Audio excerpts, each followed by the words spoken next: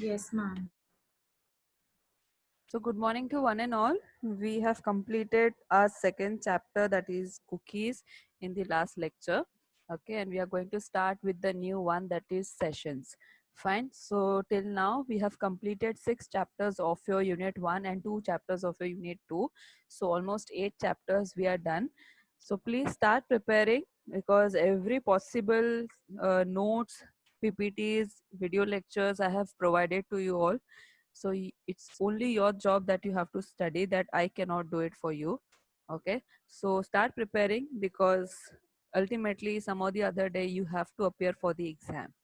Okay, now we start with the third chapter, that is sessions. Cookies and sessions we have learned in one of the chapter in your unit 1 in brief. Okay, we have not went to the depth or the detail. The way we have done the cookies chapter, each and everything in detail we have studied over there. So we are going to do it similarly in the sessions chapter. Okay, so just with the starting of the introduction, what sessions are and how we are going to define this session, that we'll just see once. So, as per the definition, it is saying that the session is something, a time interval in which two systems are going to communicate to each other. Okay, and that two systems can be your client and the server. Fine. So, it is a very simple definition of the session is been given over here. The communication, the interaction, which is going to happen in one specific period of a time. Okay, so that interval is something been called it as what? A session. Fine. Now, in also very simpler terms, we can say that a session must maintain a state of the several request and response, or in simpler term, we can say it must maintain the state, must maintain the interaction, conversation, communication which happens between your client and the server. Okay, what is a demand and what is the expectation from the session is that it must maintain the state means what, that whatever is happening in between the client and the server, whatever request and response is been passing, okay, it should be maintaining that log, maintaining the information. And if at all in future I wanted to use that for some any other purpose, so I can easily do, I can easily have the access to that particular information. Okay, so now here one thing we have to understand that it is a fact that HTTP protocol and your web servers are both been considered as what, stateless. That means they are not going to keep the state, they are not going to maintain the state by their own. Okay, so if we just talk about the HTTP protocol and the web servers, they are not responsible for making or keeping the states of the interaction or the request to response which is happening between the client and the server. For that need we have to make the arrangements, we have to make the use of some available technologies which will help me to implement the session tracking. That means I can easily able to maintain the state of the interaction which is happening between the client and the server when I'm going to use the available technologies which will make the session to do that job. Okay, by its own, the protocol as well as the web servers, the session is not going to do the work. It is not going to maintain the state, it is not going to maintain the communication which has happened. So for that need, when I talk about the session tracking which I want to implement, which I want to have the maintaining of the state of a session in servlets, it is going to be implemented by the available technologies, available methods. That one of the method is cookies, which we have done it in the last chapter. Okay, you can use cookies, either you can go with the URL rewriting, which we have done it in one of the chapter where I told you that what URL rewriting are, and then the difference also I've told you that cookies needs to be enabled if I want to make it work with the session, if I want to make the session should maintain the state. So for that need, the cookies needs to be enabled because sessions are completely dependent on cookies enabling. Okay, if it is not enabled, it is disabled, then cookies are not going to get stored into your client machine. And if it is not getting stored into the client machine, it is not going to maintain any type of information. Okay, so the session information can be stored into the cookies which is been getting stored into the client machine. Now, one thing you have to understand, the cookies are getting stored into the client machine. The sessions are always going to get stored into your servers. Okay. But the session which is going to get stored into this server, it needs to have some technologies to maintain the information. Okay, so that, like, one thing we have to understand over here, when I talk about this diagram, if you remember the cookies diagram, because we have to compare with the cookies every time, because we're going to understand the difference exactly what we have between the cookies and the sessions. Okay, so now in cookies, what used to happen, we made a fresh request to the server first time. The request is going to the server. The server is going to generate a response as per the requirement, as per the requested.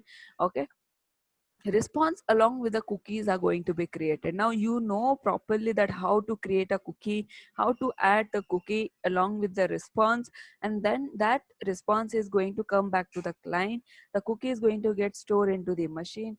Once the machine is going to have that cookie, if the request is made again, it is not been considered as a fresh request. Because of the cookie, it has been understood that the request has been sent also previously, and it is the same request which the server is getting again. Okay, but in case of session, it never happens like that way. When I'm not using any of the technologies to maintain the state of the session, what is the basic structure of the client and the server interaction when they are in the session? Okay, every request is going to be considered as what, as a new request. So nowhere the state has been maintained of the previous request. So the same request, if at all I am putting to the server, it is also been considered as what, as a new request. Okay, so this is how your sessions are going to work. Now, there will be a multiple disadvantages we can have. Okay, now we are going to have first disadvantage as what, it is going to maintain, it is going to have a textual information.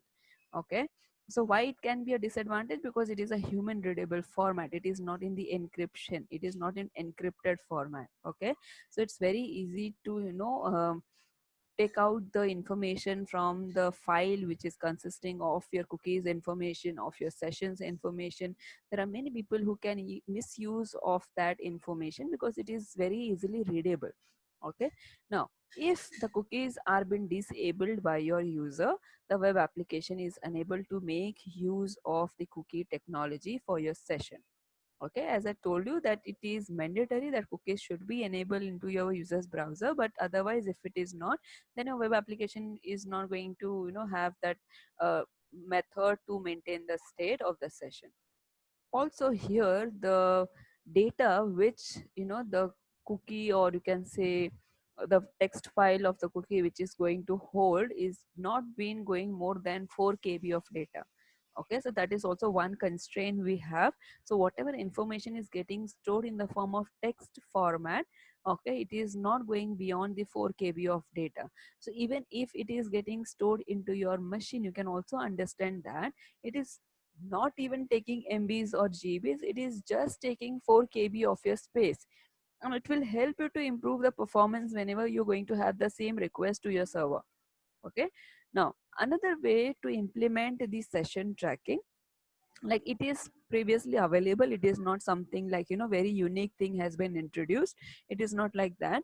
Whenever I'm going to have a session, if any request comes to the server and the session needs to be created, so what needs to be happen, the session is going to have a individual unique session IDs for each user, because the server also needs to identify the individual or a user, okay, to to whom I have to send the specific response of the asked request.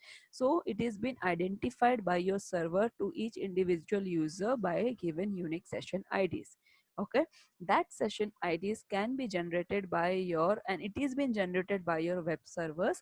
Okay, so that web server is going to use a technology or a method to generate that unique session IDs. It can be a combinations, or a combination and permutations of numbers. It can be the combinations of alphabets. It is a randomly generated numbers. Okay, throughout the world, if you are allotted one ID, one session ID, there is nowhere a possibility of having the same IDs being used by someone else. If it is happening, that means your sessions are being tracked by some other person who is not into, they're trying to misuse of your session. Okay, so if you had any network security subject, if you, I don't know whether you have studied about that, the Bob Ellis, this kind of thing, we had a third party who will try to, come back into your in between your sessions and will take a hold of your session, will start sending the, different messages to the server, which is not been expected from the genuine user, which is been, communicating with the server previously. So this all happens when the session IDs are been having this, two user if having the same session ID, that means there is something wrong is happening. Okay, your session when it gets expire, when you are out of the session, you see you're not no, now your client is, no more into that session. So what is going to happen, your session ID has been deallocated from your, the session, and then it is can be reallocated to your another user. It is possible, like it is not every time the new values and the new generation happens of the ID. If the IDs are available, if they are they are free into the servers, they can be reallocated to someone else, some other user, only when the previous session is been expired. Fine, so this is like multiple disadvantages we have. Now we will learn which interface is going to help me to create these sessions into my program. So you have two options, students. Either you can have a cookies in your program, or you can have a sessions in your program. Okay, the multiple advantages and the disadvantages of both sessions and the cookies. Somewhere, it is not at all dependent on the sessions to work, but session is going to be dependent on the cookies to work with the client and the server. Okay, because the session is itself is not going to maintain the state of the, communication which is going to happen. It needs the available technologies like cookies and the URL rewriting. Fine. So now here in HTTP session interface, what you have to understand that we have a specific interface available in our second package, that is your javax dot servlet dot http dot star. It is like a song which I'm, every lecture I'm singing. So please remember, even you also have to sing the same song. So we have two packages, that is javax dot servlet dot star and then javax dot servlet dot http dot star. Why we are using the two different packages, that every time I have told you. Fine, so it should be like a song you have to sing. Fine, then only you can remember basically what the interfaces we have and what classes we have in these two packages. Otherwise it is very difficult to study. Fine. Now when the word comes here HTTP, it is very logical and obvious that I am going to use a second package which is very much specific to the HTTP protocol. Okay, so you have an interface, one specific interface to create a session in your Java code in your servlet. That is what your HTTP session interface. Okay, whenever you are going to use this HTTP session interface in your program to create a sessions, so what you are going to have, the very first thing, you're going to have a session ID for each user to which you are going to have the communication with your web server. Okay, so here it is been told that your container is responsible. Now here again I'm saying the, same thing, the web container or a web server or a host server, it can be your servlet engine, everything is same. Okay, so whenever these terms come, then you have to understand that what container is, what web server is, what host server, what servlet engine, they're all the same. Okay, so now the container is going to help me to create a session ID. Now this container is present inside your web server. Okay, or your itself is a web server which is responsible to create a session ID for the individual user. Fine. Now the web server or a container uses this ID to identify a particular user. Fine, so this is like very, in a general term, in a very simpler term, they have said it, that your web server is responsible to create a session ID, and that session ID is being used by your server, not by your client, by your server, to identify the particular user, what task that particular user is performing along with the server, that all is being identified with the help of session ID. Okay, now as like other interfaces and the classes, we have the objects of the interfaces, like for example http servlet request, http servlet response. There's two interfaces also consisting of objects called as request and response, which is going to be used in your program. Okay, like to invoke some methods. Say for example, if I'm having any get method, so I'm going to use request object. If I'm having any set method, I'm going to use response object to invoke such methods. Okay, so similarly for http session interface, I have to create an object. Okay, that object only is going to perform the following task which is mentioned over here. So what task has been performed by the object of your http sessions? There are two tasks which can be performed. The very first is binding the objects. Okay, now what do you mean by binding the objects? That means your object is going to hold the information. That information can be anything. Okay, so that information can be the name of the session. Okay, and the value of the session which is going to be allocated. So if you just compare it with the cookies, if you had that cookie syntax where I has to create that cookie object for a cookie class, so what used to happen in the constructor, we used to have two parameters. One is your name of the cookie and one is the value of the cookie. Okay, so what that object of the cookie is doing it over there, so it is binding the object with the information. That information was nothing but the name and the value of the cookie. So similarly, your sessions object is going to hold some value, is going to bind some values into your object. Fine. Now, what type of information your session object is going to do or is going to hold? Fine. It can be your session id, it can be your creation time of your session. That means at what time the session got live, and then what time the session was been created for the client, and what time the session was being accessed last time. So that all information can be available with the help of your objects. Okay, you can easily view those information, you can easily manipulate those information, like your session id, creation time, and the last access time. Fine. I hope I am clear that why HTTP session interface are being used, what the object task is been there, like it has two specific tasks which is going to be done by the object of your HTTP session.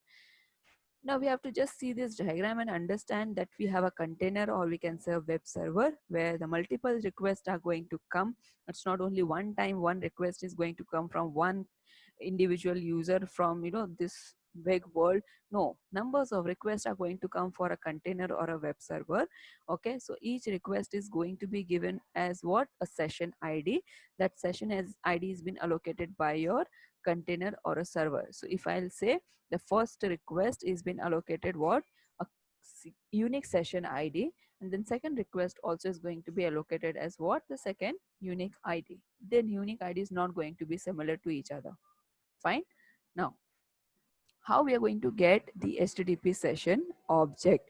If you remember, in cookies also we had this question that how we can get the object of the cookie class. That means how we can create an instance or an object of the cookie class. So there we had two constructors. One is your default constructor, one is your parameterized constructor to create an object of your cookie class. So here also we have two methods which will provide me, or which will help me to get the object of the HTTP session. Okay, so which two methods I have? One is your default method, that is what your get session method, and the another one is what your get session. Some boolean value you have to pass. You have two boolean values, that is true and false. So any one of the boolean value you have to pass it over here. So when I talk about the first method, that is your get session method, it is going to return to me the current session which is been associated with this request, with the request which has been coming from the client, and whatever session has been associated, that means whatever session id has been given. Okay, so through the session id only I am going to understand that which session is running basically. Okay, so this method is going to return to me the current session which is currently is associated with the request, or if the request does not have any session associated, it is going to create a new session for that request. Okay, so it is not going to wait of the program, that the program is going to instruct that okay, create a new one so that I can define the value over here. So that task is being done by the second method. Okay, so if I'm saying get session true, so what is going to happen, even if the session is been not associated with the request, it is going to create a new one when it is going to be true. When it is going to be false, it is not going to create a new session, it will just give me an answer that the session is not been associated with the request. Okay, that is the only difference you have. So why to use the second one when we have an option of first, where if the session is not available with the request, it can create a new one, and if it is available, then it will use that current session to have the conversation or to see the log information. Okay, now when I talk about the HTTP session, more methods which are available. So I have this interface which is also consisting of some other methods. So the very first method, which is what your get ID method, which is going to help me to have the unique session ID, is going to return to me the session ID of the specific session which has been associated with the request. Okay, next method I have, that is what your get creation time method. So this method is also going to help me when the session has been created. Okay, so it is going to return to me that time when it was been created, the session was been created, and it is always been measured in milliseconds. Okay, next method says that it is get last accessed time. So that means when your session was being accessed last time, so it is going to return to me that, again it is going to give me the values in milliseconds. Fine. Then we have a method called it as invalidate.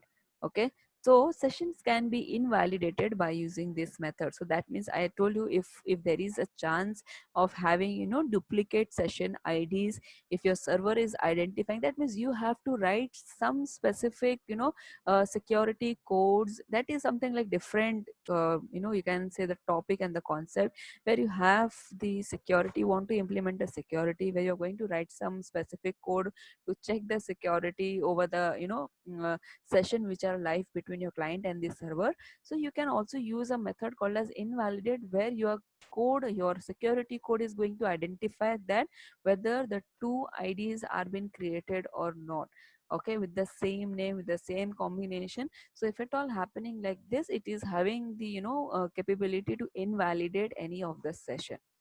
Fine. So this is like, we have four methods for the HTTP session interfaces. We have more numbers of methods, we'll see one by one. So we have the next method is what is new method, which is going to return to me a boolean value. Okay, either I'm going to get a true or I'm going to get a false.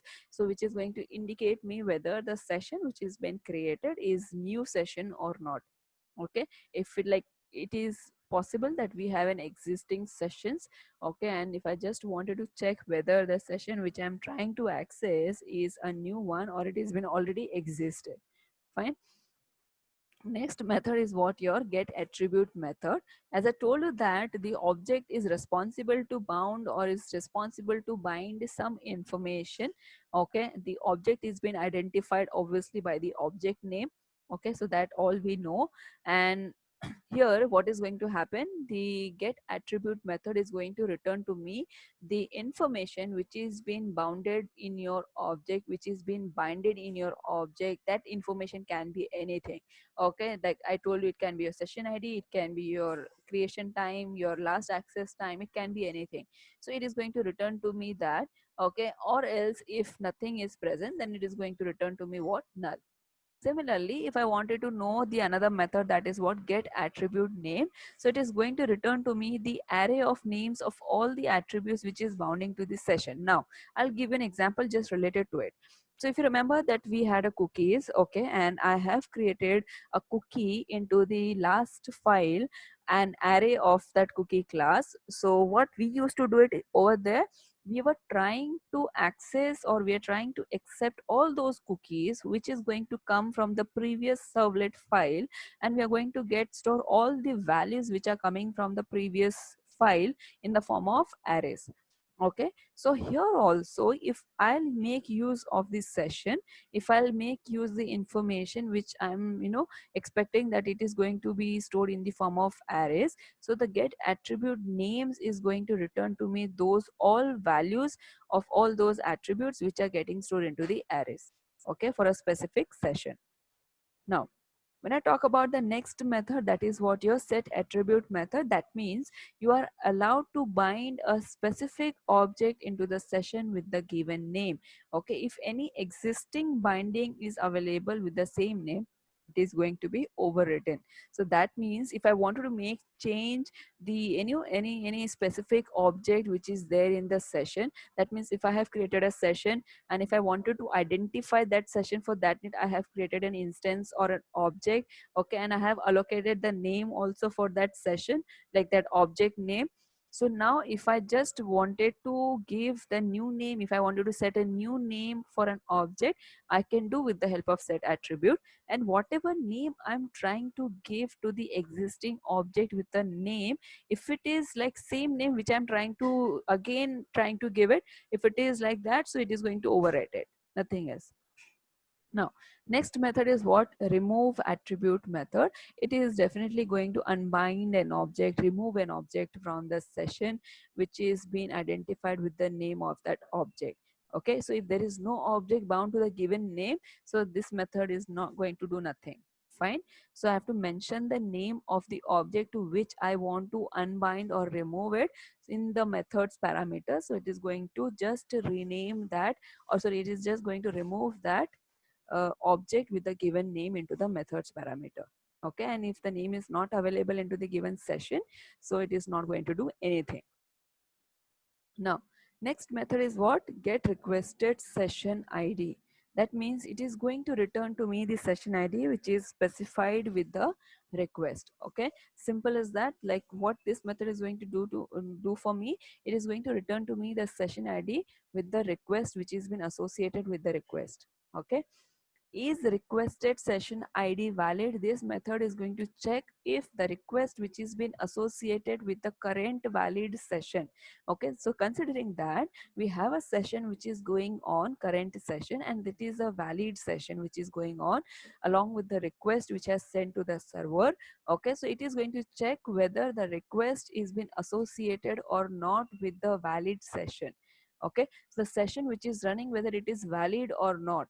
Fine. So if the session requested is not at all valid, so it is going to return to me the get session. It is going to return to me with the help of the get session method. That means the answer is going to be returned to me with the help of your get session method. So which session it is been running with that specific session ID. So I'm just checking whether this particular session ID is been running or not with the request which I'm trying to identify. So if the session ID which I'm trying to understand whether it has been associated with this specific request or not. So which request has been associated with the session ID which I'm trying to find. So that is going to be returned to me with the help of the next method, that is a get session method. Okay, it is just going to check whether the session ID is being associated with that specific request or not which I'm trying to access it. Fine. Now the next method is what? Your is requested session ID from cookie. So it is going to return to me if the request session ID has been provided by the client, is if at all it is a cookie, or false it is going to be otherwise. Okay, so like whatever session ID I am getting uh, along with the request, if it is coming from the cookie, then it is going to return to me what? True, otherwise it is going to be false. Next method is what? Is requested session ID from URL. So whatever the requested session ID has been provided by the client, if it is a part of the URL, it is going to return to me the true, or it is otherwise going to be false. Okay, so these are all the methods we had in the HTTP session interface. You can learn any 6 to 7 methods, which is like very easy for you. It's very easy to remember the session ID or get ID. You can say get last access time. Okay, so creation time, these are all very easy. You can just remember this also. Now Session simply means we know that it is a particular interval of time where the interaction between the client and the server happens. They share the information, maybe it is request and response. Okay, session tracking is like one of the way to maintain the state of an user, to maintain the information of an user. Okay, it is also been known as session management in servlet. Fine. So this is like different terms, different names are been given. You just have to understand that they're all same. So session tracking, session management in servlet is like same, which is responsible to hold the values or hold the information about the user. Okay. Now, as we know that HTTP protocol is a stateless protocol, so obviously, but we need to maintain the state, okay, of the session. So how we are going to do that, how we can track the session which are live between the client and the server. So whenever each request is going to send the request to the server, the server is going to treat the request as what, new request. I told you in a basic manner, when I'm not assuming that I'm having the methods like your cookies or your URL rewriting.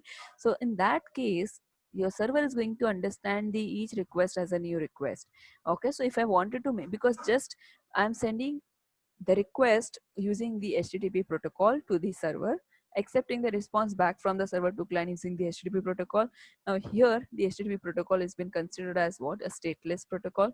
So it is not going to maintain any state. So I have to make my session such capable that it is going to have that tracking techniques, that options available to maintain the state. So I have a option to use cookies and URL rewriting, authentication, or you can create a session IDs, so that we can able to maintain the state of an user to recognize the particular user. Okay, so we can have numbers of n number of users who is going to request to the server. We have to identify each user. Okay, that can be done with the help of number of technologies available. Now, we just have to understand the advantages of your stateless nature of the protocol. Okay, so keeping your protocol very simple and straightforward, when I say that it is going to be stateless, because it is not having any type of headache to maintain the state of the session. So it is very simple, it is very much straightforward. It is going to consume very few resources on the web server because it is not maintaining anything. It can support simultaneous visitor. Yes, it is going to support me the simultaneous and concurrent visitors to the server.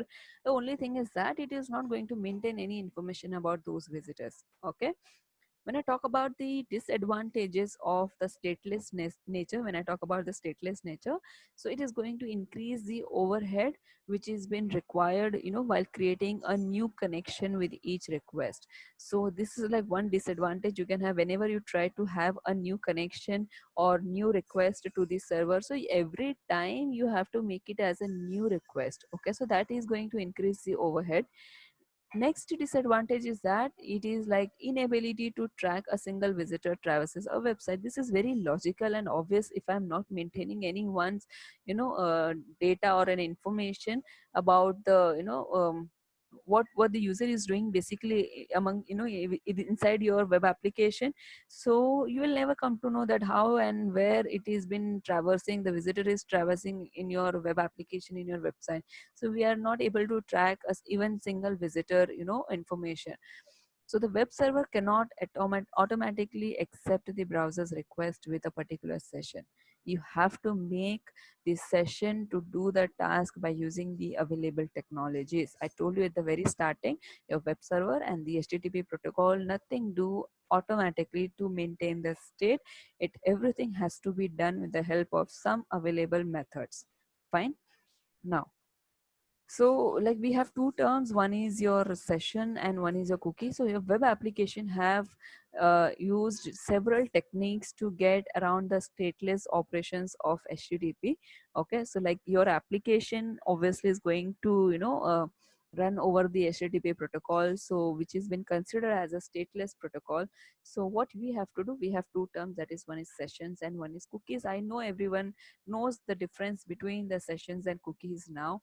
We have learned enough about these two terms. So client is going to identify itself each time it makes a request, and the server stores and retrieves the data related to that client That is something we known as session, but this going to happen only when I'm going to apply some external methods to maintain this kind of information about the client in the web server. Okay, now cookies is something they are going to be sent back to the client and forces the client to send it back with each request whenever it is going to be made within a specific period of time till the time the cookie is alive. Okay, so that is something we known as what cookies. So cookies are getting stored into the client end and the sessions are being stored inside your server. That means all the data related to your client, your request is being stored inside your server. That is like with the help of sessions. How your sessions are going to work, we know already that we can have numbers of line, we can have a request id from the client which I'm going to accept it. I am going to have a servlet code which is going to get executed, which is responsible to assign the, you can say, the session id. So this session id is not been generated by the client, this session id has been allocated to the client by the servlet or the file which is running inside your container. Okay, and that is being identified by your container or a server individually. So this is how your session works. So this concept we didn't had in the cookies. Okay, we had an objects over there. So now how to create a session? We just have a quick, the syntax of this. We can create a session by having the interface name, the way we used to have the cookie class name. I told you that time also the cookie class, which is a predefined class coming from your second package, is a defined one. You cannot, touch or you cannot change anything into that word. It is a keyword. Okay, so you cannot make it small h small s, it is case sensitive, you cannot make any changes over here. So what is the syntax of creating a new session in your servlet file, in your servlet code? You just have the session name, interface name, that is responsible to create a session, that is what http session. You can have an object name or an instance name, it can be something else also. If you get confused, you can have abc also, that's not a problem. Okay, even you can write your name, fine. Now I told you whenever I'm going to have a get method, I'm going to use which object? Request object. Okay. So request dot get session. So this method, get session method, as we know, we have two option available to create an instance or an object of an HTTP session. So if you remember in terms of cookies, what used to happen? We used to have the cookie, the object name is equals to new cookie constructor, and then we had the parameters, or it can be a default one. Fine. So there the constructor was responsible to create an instance or an object of a cookie. Here the methods are responsible to create an instance or an object of the HTTP session interface. Okay, so here also we have a default and the parameterized. So we have a get session method. So if at all it is a get method, we are going to invoke this method with the help of request object. Okay, and this request object is of which interface? It is an HTTP servlet request interface that is going to be defined inside your do post method. If you remember, do post method is going to have two interfaces, that is what? HTTP servlet request, HTTP servlet response. Okay, and they both have their individual objects. Fine. So whenever I talk about the get method, so it is going to have the request method. Okay, now this is the first way of creating the session. Now the second way of creating the session is what? I can have a boolean value. So when I talk about the first method, what happens? It returns the existing session. Okay, like for example, it is going to return to me the session. If the session is been already existed, so what is going to happen? It is going to return me the existing session, else it is going to create the new one. Okay, or else I can have an option, that is what? I can define a boolean value, which means if I am going to have this method, it is always going to return to me the new session for a specific request. Okay, now first method is going to check whether the session is already been existed or not. If it is going to be existed, then it is going to return to me that existing one. And if at all the requested session is not available, then it is going to create a new one. But in the second case, what is going to happen? It is always going to return to me the new session which has been associated with the request. That means for each request, I'm going to get each new session. Okay. Now, if I want to get the pre-existing session, what I can define, I can just define it as what? False. So it will just check whether the existing sessions is available or not, and it is going to return to me that pre-existing session. And if you want to destroy a session, if you just wanted to use this method to identify if there any, invalidate or invalid ID is available, so we can say that session dot invalidate. It will destroy your session which has been created. Also, it will is going to help me to identify whether any invalid ID is available or not. Okay. Now, I hope that you have understood till now. So this is like get session method and get session. Again, the same method is been repeating over here, that how you're going to get the object of the HTTP session. Okay, so there are two options available. You can have a get session method without any parameter, or you can have a Boolean value which you can define it. Okay. And lastly, we'll just end it over here. Now we have our next topic, that is what? Session ID. Now, what do you mean by session ID? It's a unique number, okay, that your website server is going to assign to a specific user for the duration of that user's visit. That means for the user's session. Okay. And it is going to be, stored as a cookie, which is going to be, in the other methods also. Like I told you, we can maintain the session, we can maintain the information about the session. The session is itself not going to do this task. It needs help of the some other methods like cookies, or it can be using the form fields, it can be using the URL rewriting option. Okay. Web servers are going to generate the IDs, but maintaining of the sessions information is been done by the other methods. Okay. It can be the combination, or the servers can be use any form of algorithms to create the, session IDs. It can be randomly generated numbers. It is like a, permutation and combinations. It can involve the more complex methods such as factoring in the date and time format. So this is like all been done, and this kind of things are being defined by your server administrator. Okay. So this is like all about your session ID, and we'll just stop it over here. If you have any doubts, students, you can just let me know. Okay. And I'll just stop sharing. I share the attendance link with you all. I have already given the notes of the previous chapters and everything. Please start preparing yourself. Okay. And